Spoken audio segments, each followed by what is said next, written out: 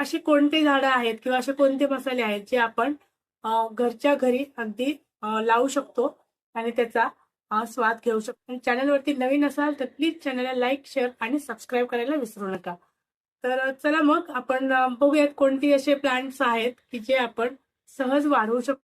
हे जे तुम्ही समोर बघताय तर हे आहे अन्नपूर्णा. अन्नपूर्णा हे आपण भातामध्ये टाकू शकतो. याचा वास, याचे पानं जर काही तुम्ही भातामध्ये टाकलात तर भाताचा वास हा बासमती सारखा येतो आणि म्हणून याला बासमती प्लांट असं सुद्धा म्हटलं जातं.